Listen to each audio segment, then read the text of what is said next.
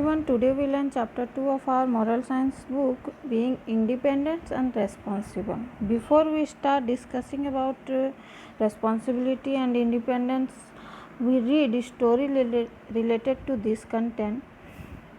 The ant and the grasshopper. In a field, one summer day, a grasshopper was hopping about, chirping and singing to its heart content. An ant passed by, bearing along with great roll on ear on corn he was taking to the nest. जब एक grasshopper गर्मियों के दिनों में grasshopper बैठकर जब गाना गा रहा था, चिल कर रहा था, तभी वहाँ पर से एक चींटी गुजरती है जो कि अपने कंधों पे अपने एक बड़ा सा कॉर्न ले करके वहाँ से पास से गुजरती रहती है, जो कि अपनी नेस्ट की तरफ जा रही थी. Why not come and chat with me, said the grasshopper. तभी ग्रासहोपर बोलता है कि तुम क्यों नहीं यहाँ आती और मेरे साथ चैट करती हो, instead of trolling and malling in that way. वहाँ जाने से अच्छा तुम यहाँ पर आकर के बैठो, मेरे साथ बातें करो.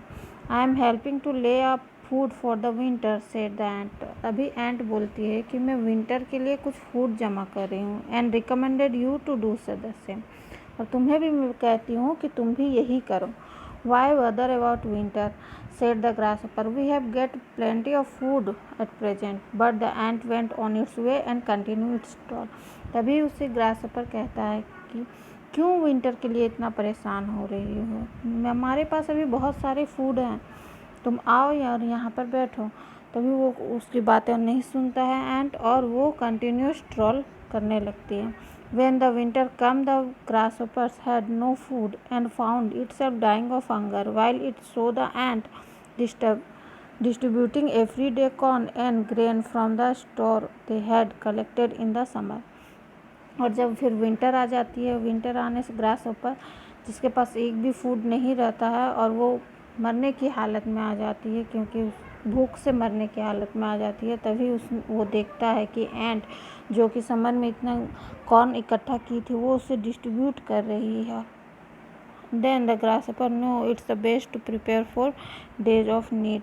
तभी ग्रासहोपर को समझ में आता है कि हमें पहले से ही प्रिपेयर करनी चाहिए food for the future, and that is the very good example of responsibility and independence. So we first learn what is responsibility.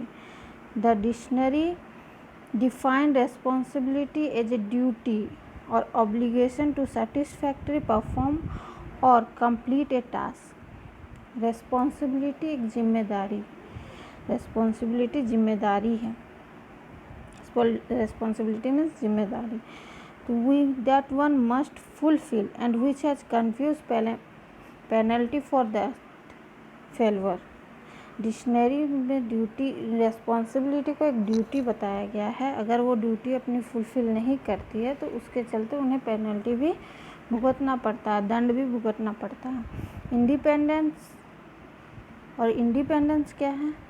What is independence? Independence is defined as the freedom to achieve things in life the right way and for the right reason. Independence, freedom to achieve things in life the right way for the right reason, using one's integrity and knowledge. अपने knowledge को use करके, अपनी integrity को use करके एक right decision पे, एक right reason के लिए फ्रीडम, पूरी तरह से आज़ाद होकर के कुछ भी करना इज इंडिपेंडेंस है.